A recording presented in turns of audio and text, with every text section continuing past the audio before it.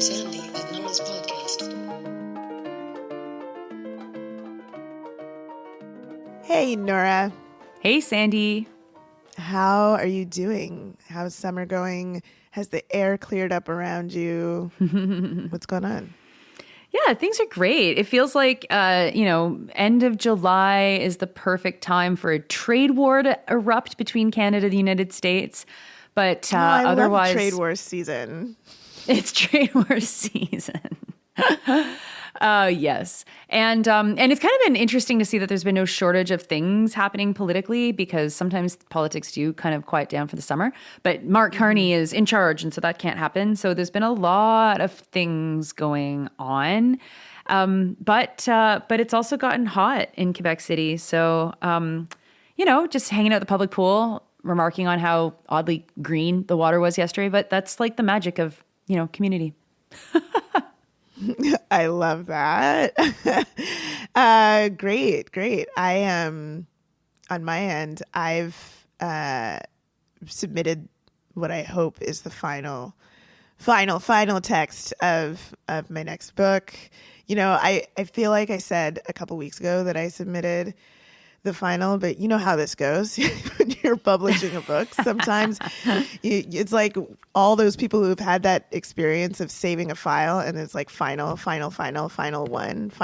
2, final. It's like, that's the process that I'm in right now. So I've again gotten the short dopamine hit from submitting what I believe will be the final this week, which is great. And I wanted to tell you about a bit of a funny experience that I had yesterday at the end of my capoeira class. One of the guys that I train with was like, "Oh, I wanted to ask you something because I saw this news about like this stuff going on in Canada." I was like, "Oh yeah, what is it?" I assumed it was going to be about fires, but he said, "I heard that it's like people wait 2 days in the emergency room to get seen by a doctor, and it's because of immigration." Oh, almost had it. He was 80% there. I was like, what? I was like, what are you talking about? He's like, oh yeah, because apparently like the government wants immigrants to like be the doctors or something. And then as a result, like people have to wait to like be seen. And I was like, that doesn't even make sense. Like that doesn't even logically. I was like, okay, so here's how to explain what's happening in Canada with the emergency rooms, because this is an issue. But so like the government decides how many doctors there are. The government decides how to fund education. The government decides how many people to let in to cover positions like that we don't have. And the government can see how many how deficient we are with respect to like institutions, if we need more.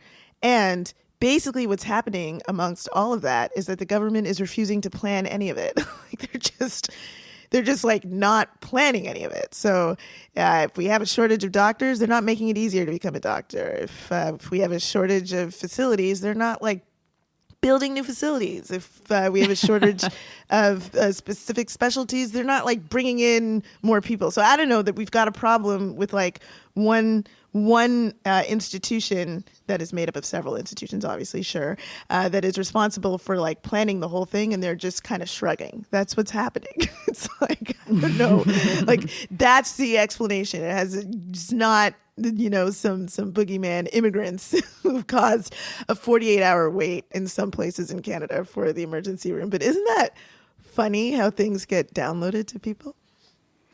That is funny. And scary to hear that that's the message that comes out. That just shows the power of the far right to completely turn the narrative on its head, because of course that's not a message that's coming from any provincial healthcare defense organization or advocacy group or any progressive voice at all.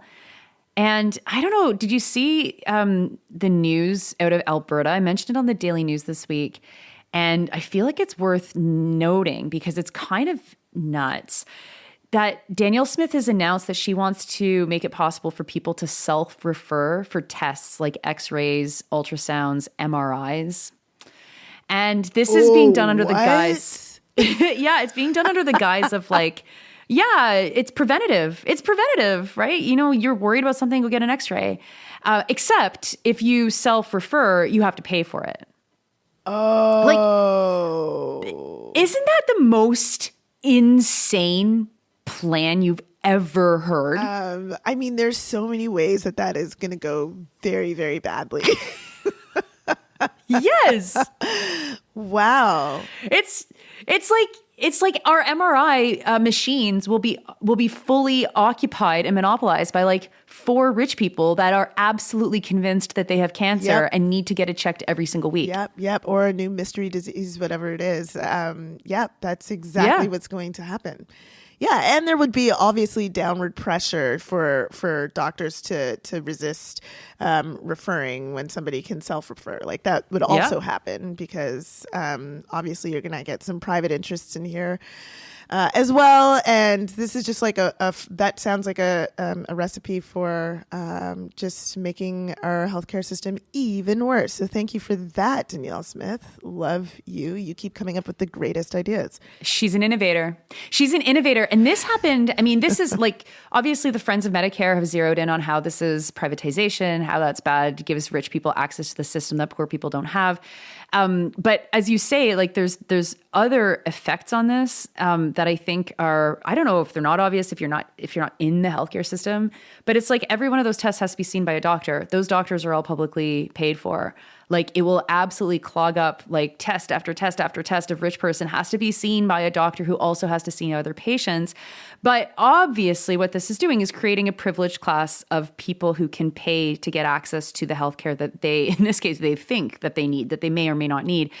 Happening at the same time, did you see these comments made by Toby Lutka, the head of Spotify?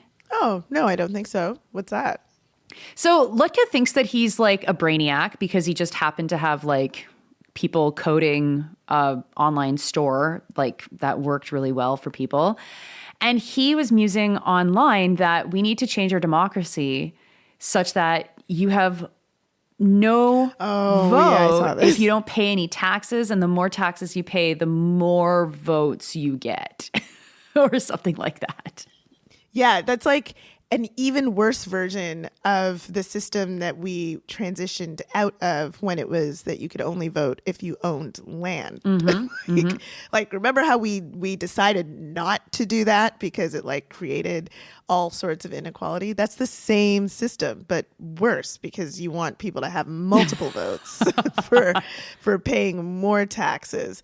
What in the world? And I'm sure there would be like some sort of workaround for those very, very wealthy amongst us who don't pay any taxes but still own a bunch of shit. They'll probably still maintain their vote. There'll be some way to do that, because the implication there is that, you know, if you are so amazing as to be the CEO of Spotify, as to hire so many people, well, then you're worth more to the human race somehow than someone who does a bunch of work for you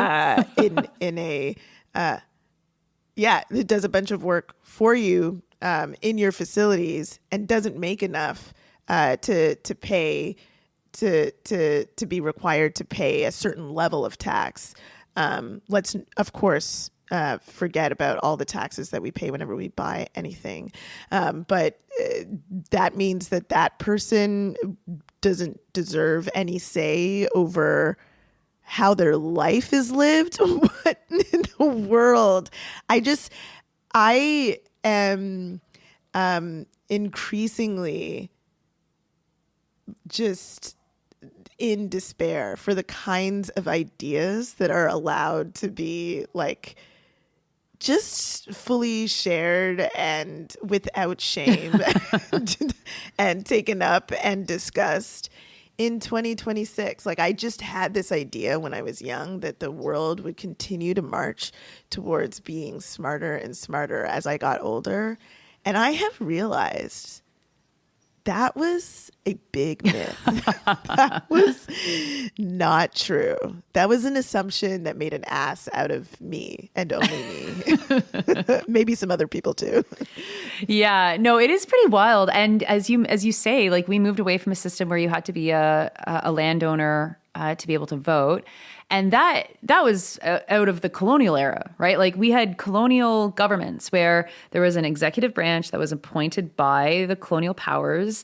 And then there was legislative assemblies that were more or less independent from the colonial power. And the legislative assemblies did not have certain powers that were fundamental, which was what caused the rebellions of 1837-38 and all of the fighting up and through Confederation into the various enfranchisement acts. And so finally, by the late 1800s, you could vote, even if you didn't own property, you could vote if you rented as well. And if you read the enfranchise rules around who could vote, like it was very specific. Like they had really thought about, like if you're a fisherman, this is you can vote if you've got this amount of nets and this amount of boats. And if you're a farmhand, you can vote as long as you're a farmhand in these situations. If you're the son of a farmer still living on the farm and still working, you can vote. Blah blah blah. And this is an era of fighting for universal enfranchisement, which is the foundation of liberal Western democracy, right? Universal enfranchisement being everyone has a right to vote if they're a citizen of the country. And you're right, like to hear like literally the stupidest possible version of that put forward by a guy who apparently is supposed to be so brilliant that he's created Shopify. Who fucking cares? Like, okay, I guess, yeah, the emperors all have no clothes. They have no brains. They are homunculi that are, just living off of stock options while people make them rich because they're the ones actually doing the work. And yeah, a bit of despair there, but that's not what we're talking about today. That is not what we're talking about today. And you know what? Let's switch from despair to gratitude before we even get into what we're talking about.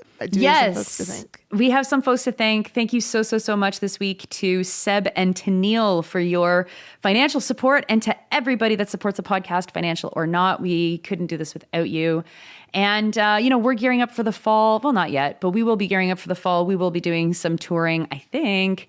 So cross your fingers. Yes, maybe we will love it when we tour. I know. Maybe we will head in your direction at some point. Yes. And hey, if you want us in your town, let us know. And we'll try to make it happen.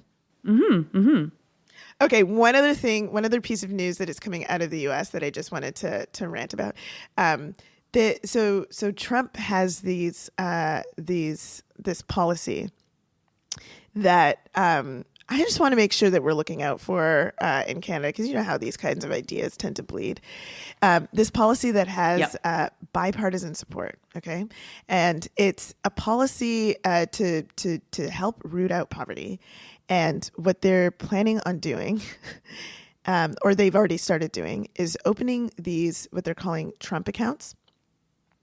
Have you heard of this? No, but I hate it already. That people need to opt into, right? And it's for people who are under the age of 18. So it's for kids. And the government will put in a certain amount of money. I can't remember what it is. I think it's like $1,000 or something like that into these Trump accounts once people opt into them, or maybe it's up to $1,000. I think it depends. And then it's like locked in for the life of the child, which sounds familiar, right? It sounds like, those savings accounts for post-secondary education or for your first home or whatever. Yeah. Difference being that these accounts are specifically to get children into the stock market. What? Yeah, to get children into the stock market, so that by the time they turn 18, like the whole the selling point behind this is that $1,000 could be $6,000 by the time they turn 18. That's real money, and they'll have learned at that point how to use the stock market effectively. And it has bipartisan support. People are like, this is great. And in not one single piece of news have I seen anyone talk about this as like another way to transfer wealth. Yeah. Number one, from the poor to the wealthy, and also like an obvious way to for the right to be able to make the argument to whittle away the social safety net and just be like, well, now everybody can have responsibility. Well, the government's giving you directly money that's going directly into the stock market, and then you have the ability to figure it out for yourself. Oh my God. Yeah, it's anyway. The Democrats who pretend that they're progressive are like, yeah, this is a great progressive policy because it's money directly from the government directly to people who need it. But it's like, this is outrageous. Can you imagine like an entire generation of children have money in their name invested in Lockheed Martin and General Dynamics and all of the big oil companies, and like their only savings, because, you know, a lot of people can't actually save. So the savings account that is given to them by their government is actually tied up with like the dirtiest fucking money possible. Mm-hmm. Wow. Yeah. Wow. And this is like perfectly tuned for a prime minister like our own, who comes from a company like Brookfield Management, which is very, very, very invested in the stock market and in the stock market being strong, because if they're not strong, then their clients are going to start to lose money, and we cannot have that. Yeah, so I just think, you know, keep an eye on that. Like, I'm going to keep an eye on that and just be thinking about whether or not, and watching for whether or not such ideas are raised north of the border. Now, speaking of that border, we saw how not real it is with the forest fires going back and forth. You cross the border all the time, so you have a bit more experience with how real or not real this border is. But you know, as you and I, many people on the left say, abolish borders. These arbitrary lines don't matter, and they don't matter for the majority of things that we talk about. The border between Canada and the United States does matter in terms of like the historical expression of the border and the opposition and the support and the identity creation and the resistance and the acceptance and all of these things that have forged Canada to be what it is today against the United States. And I think it is very interesting that we are in a moment of reflection. Again, thinking about our border, like, you know, mainstream people are talking about this. I've seen many, many interviews with people talking about the border, especially the controversy of the Gordie Howe Bridge. And I've been very unsatisfied by the answers and the punditry that I've seen on this, because it's like, this border is at the heart of Canadian identity, truly at the heart of Canadian identity. It's the thing that the imaginary line that separates Canada from the United States, Canadians from Americans, Canadian culture from American culture. And I think it is very interesting that these discussions get reduced to talking about tariffs only, because we've got Trump, you know, promising more tariffs again. Like, how many? What number of tariff is this? But that we're having this conversation right now in this era where there's no history, where people don't seem to have any recollection or memory or concept of the 250 years that have separated Canada, the United States, in the way that it's separated, and how much of an impact that has on Canada, and how much of an impact that has on like literally every aspect of our society, of our language, of our economics, of our corporations and how they function, of our education and healthcare system and social services, how we think about ourselves. And I feel like, I don't know, like we have this show because we get frustrated by how things get talked about. So I do want to talk about this today. Like, it feels so surface to be like, well, like, we just have to get through Trump and things will still go back to normal. Oh, but not really, because the United States is a declining power. We have been begging for a conversation for the last 2 years about what does a Canada look like when it is no longer attached to the global hegemonic power. And not one moment in our history have we experienced that. Mm-hmm. Mm-hmm.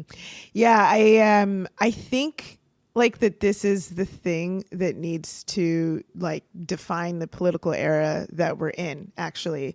It seems really weird that that isn't the way that we are approaching these conversations, like on a let's say on the level of in the media, because, you know, it just feels like we're regurgitating the same stories over and over again without any sort of analysis. It's like, oh, now Trump is demanding more tariffs. What will Canada do? How will Carney respond?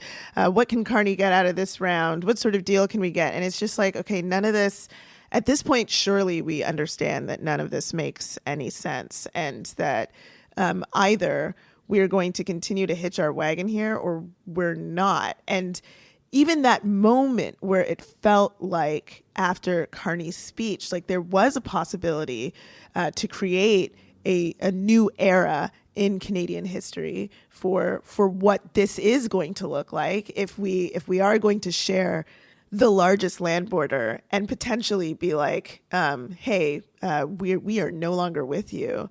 And in more ways than just, you know, joining Eurovision or whatever.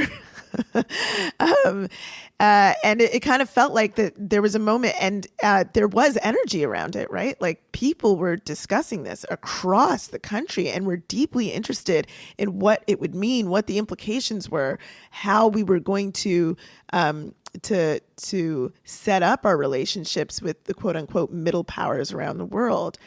And we've just tossed it. It seems like that was all very rhetorical, perhaps some way for Carney to get his own leverage in making a deal with Trump. But like, it was amazing to see what an impact that discussion had, not just in Canada, in the United States and around the world, and how important that kind of discussion could be, and what sort of player Canada could be in figuring that out.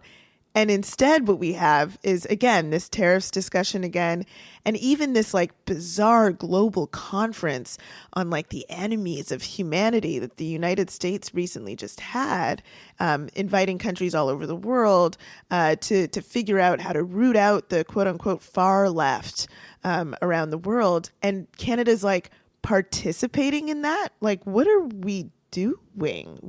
This is the time where we can put our foot down and figure out who we want to be in an era where the hegemon is declining. And it's really bizarre that we haven't recognized, that our government hasn't recognized the opportunity in that.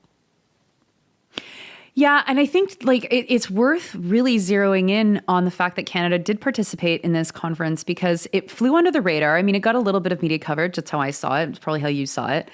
But like the rhetoric of this conference really should be scaring, I would say, all Canadians, frankly, because if this is how the White House is interacting with or is framing the far left, the so-called far left, it has tremendous implications on everything about Canada that someone like Trump would declare to be far left. And that runs the gamut of like actual activists who would say that they're communist or they're socialists, but it also includes public health care and public education. It includes our dairy system and our any system that's publicly managed, any public telecoms that might still exist in Canada, looking at you like SaskTel. And so I'm going to read a couple of things from this conference in case you missed it. And I mean, it's kind of nuts. So I mean, kind of, it's 100% nuts. Marco Rubio was like the guy who was, I think, bottom lining this conference. And so he says, there's a bunch of different kind of principles that they put forward for it. One is that, quote, our counterterrorism doctrine has had a blind spot when it comes to extremist violence from the political left. Even today, the idea that far left terrorism could be a serious threat is treated as a right-wing fever dream, unquote. Because it is, buddy, but okay. But today, we face a new wave of this old evil. Here in the United States, the share of left-wing terrorist attacks and plots has risen to levels not seen in decades. Americans have seen what those numbers mean. Antifa militants and their comrades travel from across Europe and to the Americas to participate in each other's attacks, to funnel propaganda and training materials, target information through shared encrypted channels, moving through underground networks of safe houses, and finance and sustain their operations through transnational funds. At President Trump's direction, Treasury is expanding its efforts to identify organizations that abuse charitable and nonprofit structures as vehicles for illicit finance. We are examining where tax-exempt status has been exploited, where charitable entities have become financial conduits for foreign influence activity. We will dismantle networks that sustain political terrorism, however respectable their fronts be. Watch out, church groups. We will pursue those who enable political violence, however distant their jurisdictions. And one of the hallmarks of left-wing violence and terrorism is its completely pretextual and disingenuous appeal to civil liberties in an effort to shield its own violence. When the leftist who does not believe in freedom, who does not believe in civil rights, who does not believe in any ordinary notion of justice, protests that we are violating his rights, understand that he is lying to try to persuade people who are not closely following the political scene that some injustice has perpetuated against him. We must stay the course and be completely unflinching in the pursuit of justice against these enemies of civilization. I mean, that's really crazy. Why are we meeting with these people? What in the world? Why would Canada participate in something like that? That is like so unhinged. It's so unhinged. And like, to be clear, like the regime like has a list of people and organizations that they consider to be these quote unquote enemies against civilization. And that list like includes like Zoran Mamdani and like the Tides Foundation, which is a funding body. It's like, it's pretty outrageous. And like our government is participating in this and like legitimizing it as much as they are participating in a genocide and legitimizing that genocide, participating in projects that continue to destroy our ability to live on this planet in the coming decades. Like I mean, like at some point, is somebody going to like push the we got to stop this button? Like, is somebody gonna be the adult in the room to be like, folks, we do not have to make this like this guy who's like a megalomaniac down south who is like losing his mind, drunk with power. We don't have to prop that up. We can actually just do something completely different, because apparently we are a completely different country. I mean, I think that is what we have been led to believe our entire lives. Anyway, I don't know so much if it's true anymore. But like at some point, someone has to interrogate this stuff, and I feel like like how is it possible that no one's doing that? But also like Carney's government, like I hope it's clear to people that it's just the conservative government now. Like, how much different would things be if Pierre Poilievre was at the helm of all of this? Like, I don't know, like they would have gone to that conference too, maybe put out a press release that was like, yeah, we agree. Like, I don't know, like what, where are we? What's happening? What is this land? Yeah. Yeah. And it's especially concerning that we don't really know much about Canada's participation in this conference. The Toronto Star has pretty much been like one of the few outlets that have written about it. Mark Ramsey there was on it, although he talks with like counterterrorism people that all have like ties to the security apparatus. Well, who will be the first people to justify coming and cracking your and my heads? But Anita Anand was not made available to go to the conference. So let's just be clear. They sent Sarah Cohen, who was the deputy head of mission for foreign policy for the Canadian embassy, and she led the Canadian delegation. So obviously she wasn't alone. Stephanie Carvin, who was famously got in trouble for making a joke about killing Osama bin Laden in a cake. She said that Canada's attendance can be valuable to understand the U.S. perspective and does not mean that the Carney government or our national security agencies agree with the Trump administration, but it does pose a risk of legitimizing their rhetoric, said Carvin. And I think that this is what concerns me the most, which is like we have always operated in opposition to these kinds of really outrageous repressive tactics within the United States and Canada. You know, we support the general repression of the United States. We support the general repression that's required to maintain capitalism. But if you look at the history of this country, you know, we supported Cuba when they did not. We welcomed war resistors from the Vietnam War while they were trying to get them to enlist and go and you know, engage in this awful war in Vietnam. People come to Canada to leave what they disagree with in the United States. And as I said, a lot of our social programs can be seen under the lens of far left or extremist from a fascist ideologue in the United States. And so for it to be completely banalized by national security experts in the Toronto Star and Ramsey, hey, Mark, like you should be calling those of us, Sandy and me and others like me and Sandy who know about the far left and who know about what this rhetoric actually means and who know about like why we should be concerned about this. You don't have to talk to people that are all like have been on the payroll of CSIS. Like, come on. This is actually really, really ratcheting up the rhetoric and subsequently the violence that is going to be and has been meted out against far left people like us, but against people that are resisting what our states are doing. And I think like I am having a hard time thinking. So if someone can come up with an example that I'm not thinking about, please. But I'm having a hard time thinking about a moment in Canadian history where we went with the McCarthyist tactics of the United States, rather than being like a bit of maybe we should pull back on that. Maybe we should actually give people refuge. Maybe we should be a bit more diplomatic. Maybe, and I'm not trying to say Canada is amazing because we all know the problems with Canada, but I cannot think of a moment where Canada was jumping alongside the United States to do this kind of attack on people who in Canada are not even close to being considered extremists. I mean, they're not objectively extremists in the United States either, but we have a different political culture here.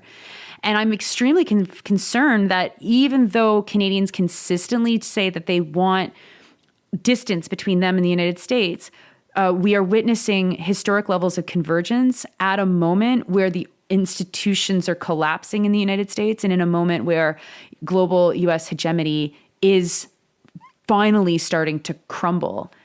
And that's just like, it's just going to have enormous implications on us. And as you've mentioned already, like to go to Europe as our savior, it's like, what if Canada stopped needing a savior? What if we actually did things ourselves in our country, with Canadian industry? Oh no, you can't do that because we'd be breaking with the United States. That would be too radical. That would be left-wing extremism.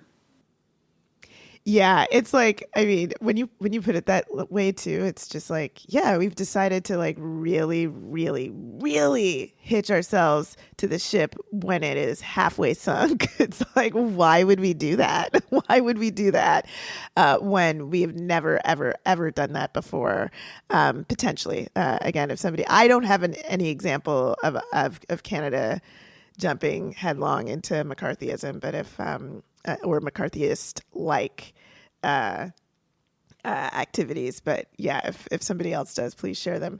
I cannot impress upon people like how much worse it is in the United States than it seems. It's weird because it feels as though like life is normal, but the thing is that the ways that people might be looking at the United States and being like, where is the left wing? Where is like the left wing flank? Like where are the lefties who are opposing this? Where are the radical protests? What's going on? I mean, the answer to that question is that they're all being investigated by the FBI and people are too afraid to talk about it. Like I can't impress upon people like how much that's a reality. Like the few cases that you hear coming through, like I think there was a story recently about some New York Times journalists who had their homes raided as a result of reporting on some some stuff that's going on in the Middle East right now. It's like every once in a while you hear one of these stories, right? Like the Washington Post journalist whose home was raided, or like some other politician who's being indicted for mortgage fraud, you know. But that stuff that is happening to people who like the system deems worthy of reporting on is happening like in a systematic way to a bunch of activists on the ground too, who are too afraid to talk about it or can't talk about it because they have conditions put on them. And it's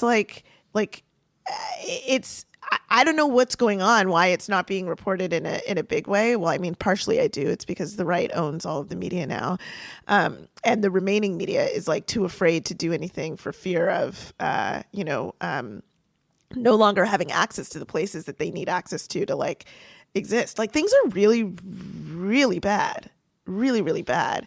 And the United States is angling to continue this weird way of expanding its jurisdiction, a la Venezuela, like that is embedded in the document that you just read, where they're like, where they're talking about going after the far left, in I can't remember the language they use, but they talk about jurisdictions, suggesting jurisdictions beyond the United States. And like already they have, we have participated in, and other countries around the world in allowing the United States to operate, to carry out its security plans on our in Canada, whether we're talking about the way that the border works, or the way that the United States has talked about how it wants ICE to operate across the border, that sort of stuff. Like it's all a part of this broader plan that the United States is talking about, which is really just about another McCarthyist era of cracking down on free speech, of trying to eliminate the left, and trying to make it illegal to think thoughts that include, hey, a government should take care of its people. That is the basis of this stuff. Why, again, would Canada be participating in this? It makes no sense. Our role right now has to be to figure out how to maintain our system when a government is becoming increasingly hostile to our South and talking about how they're going to operate in Canada to carry out their own goals, their own desires to shut down the minuscule amount of organizing that is happening on the left around the world. Because let me tell you, it is not that coordinated as they're talking about. Like it's the only thing to do is to figure out how to maintain our own values, whatever those might be, in opposition to the United States, and to figure out like if that's not us, if we don't want to be that, and I'm pretty sure we don't, then what the fuck are we? And how are we going to make sure that that our values are protected in this era? Yeah. Yeah. Well, especially given how explicit the Americans have been that they have no problem coming after Canadians and people who are not American. You know, I already read this, but like, I think it's really important to see what they are saying here. I mean, this is attributed to Secretary Besant, saying we will identify illicit funding, however artfully conceded. We'll dismantle the networks that sustain political terrorism. We will pursue those who enable political violence, however distant their jurisdictions. That's the language I was looking for. However distant their jurisdictions. Come on. Like, I mean, okay, first of all, we're not actually distant at all. And so obviously we've seen the armed presence that Americans have put themselves into in Mexico. I mean, no amount of our government sucking up to Trump or sucking up to the Americans or attending conferences like these are going to protect us. We actually need to figure out how to protect ourselves. But it doesn't work when our own security apparatus is 100% on board with this. Like, It's one thing to think about McCarthyism and how that had tremendous impacts on politics in the United States, on individuals. Individuals' lives were destroyed during the McCarthy era. But they were operating against a well-organized, formal, communist Soviet system, right, in the Soviet Union. Who are they shadowboxing here? Communism hasn't maintained itself in too many places in the world. It's certainly not a threat to liberal democracy. The threat to liberal democracy is liberal democracy's own internal contradictions. It's the unsolvable contradictions of free market capitalism and endless growth and endless billionaires and mass poverty and mass misery that you cannot fix in a system that needs that misery to be endlessly growing and to have endless numbers of billionaires. And so while the McCarthy era was operating in opposition to a government, a political system that existed very strongly in the Soviet Union and had spread to different countries across the world, who is this far left witch hunt actually shadowboxing today? It's actually itself. And when you look at Canada and you look at the repression that's growing, I mean, I'm in a bit of despair because it's just the noose is just going to continue to tighten around the necks of social movements. And I mean, I've been doing some research on arrests related to Palestinian activism in Canada. And I've been surprised to hear that in Toronto alone, they've made almost 600 arrests since October 7th, 2023, just related to Gaza solidarity protests. I mean, this is where the repression grows in Canada, and it's just totally wiped off as marginalized, or it's demonized and smeared as being anti-Semitic. But that's the laboratory that we're actually existing in right now. Of course, with other kinds of experiments too, with radical environmental action and fighting against climate change. Although, in the last year, it's been a little bit more muted than protests in solidarity with Gaza.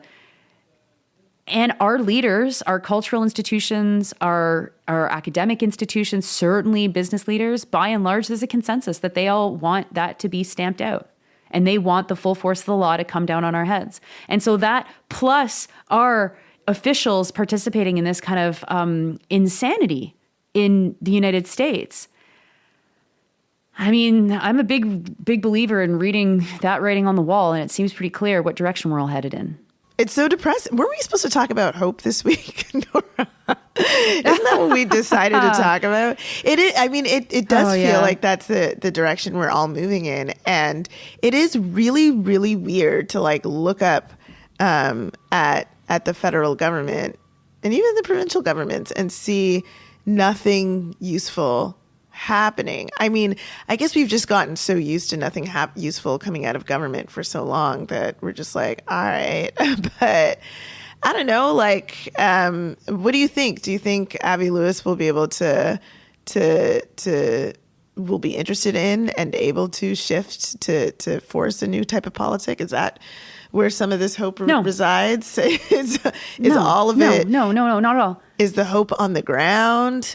And if it is, where exactly? What is it that,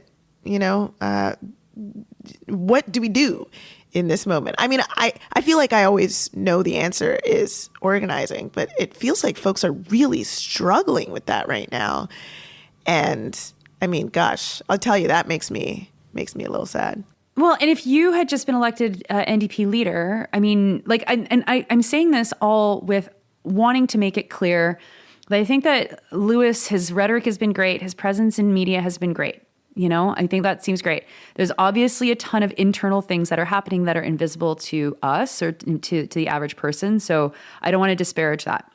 But Sandy, if you had been elected the NDP leader last March, what would you have organized by now? Oh, Nora.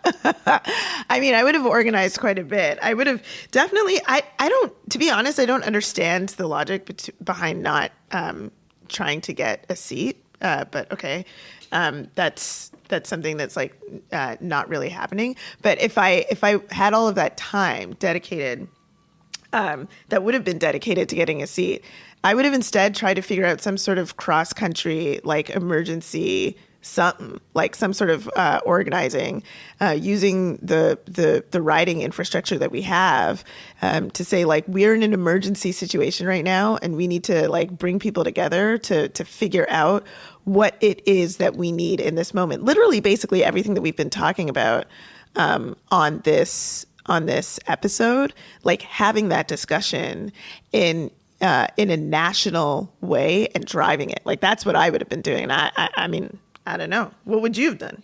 Yeah, absolutely. A national emergency meeting with people who are doing the action, who are working on the ground in social movements, who are in labor and who have access to certain levers within the labor movement. And as you say, leverage the riding structure that exists in this country just to bring people together, because that is what we're missing the most is people. Whenever you bring people together, I mean, magic happens always, always, always. I was just part of a North American young workers meeting for a union last week. And I mean, the whole day was nothing but magic. People just had the most amazing time and created the most amazing things. And it doesn't take very much.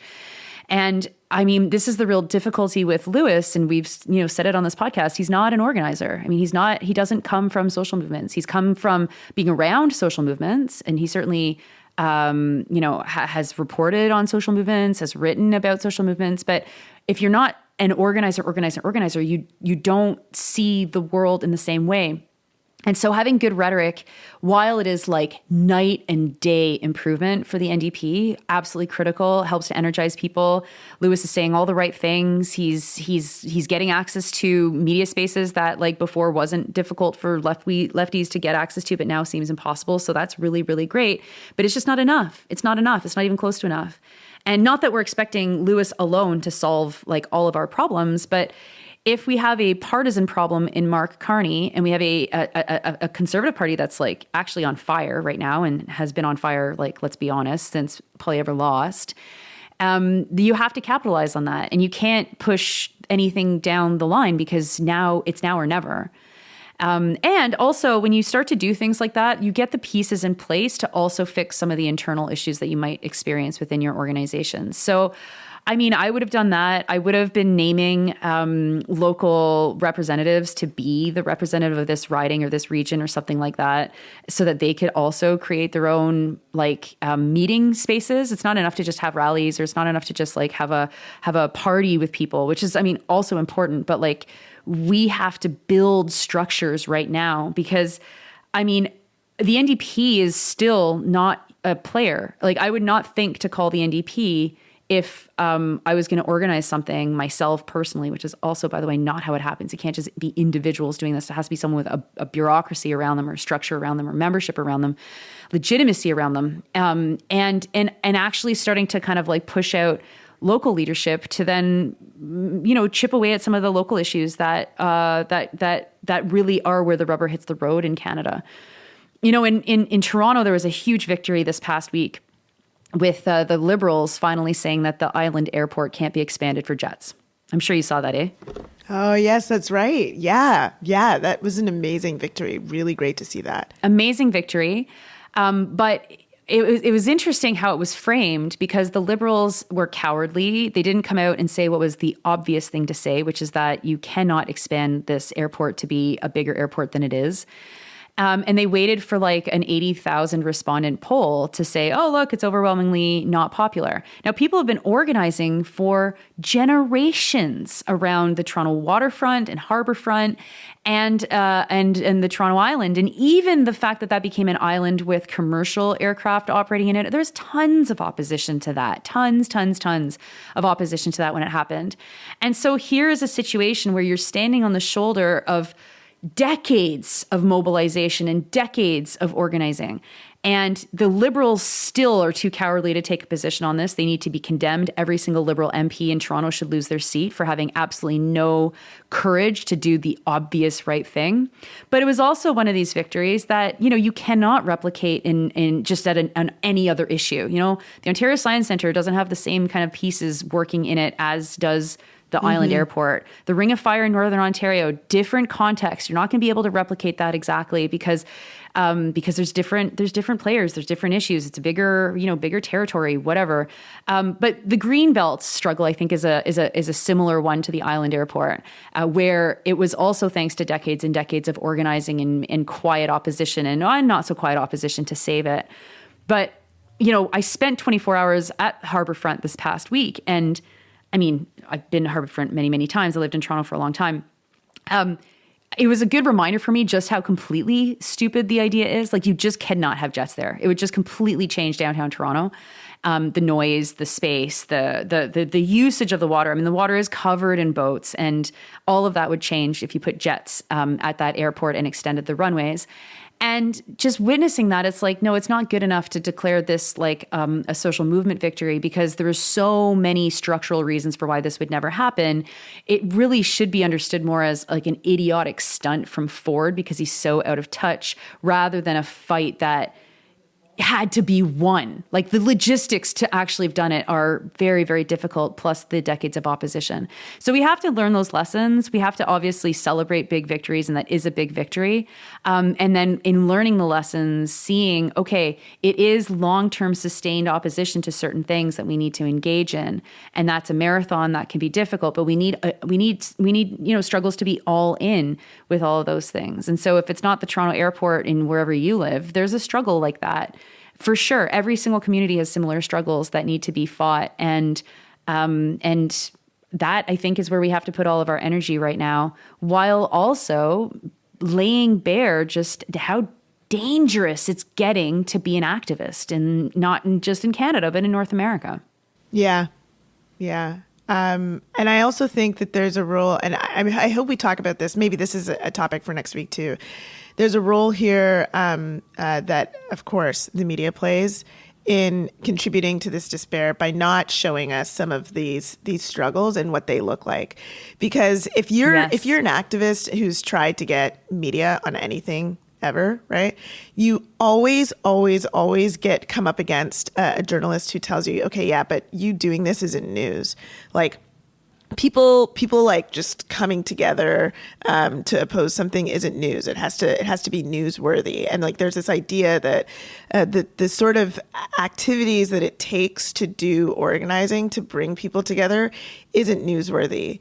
And that the right doesn't really get that. Like, it'll be newsworthy to just like be racist for no reason. Like, it's like, oh, we should talk to that person. Let's figure this out, right? Whereas if you like are an expert on like the ways that shifting urban design in such a way that's going to like destroy a city because of jets or whatever, and you're an expert in this because you've been organizing people and working against it for decades, the media will be like, okay, well, that's just some guy, like, and there's a role to be played there in how, or there's a role that the media plays there in how the news that activists are making in holding the ground in local politics and wherever we are holding the ground doesn't get platformed, and it's not news. But let's save that for another week. For this week, I guess the sum total of this is like, who the fuck are we? And who should we be? And quite frankly, I don't think Carney and I have the same idea on that at this point, and it's up to us to really define that.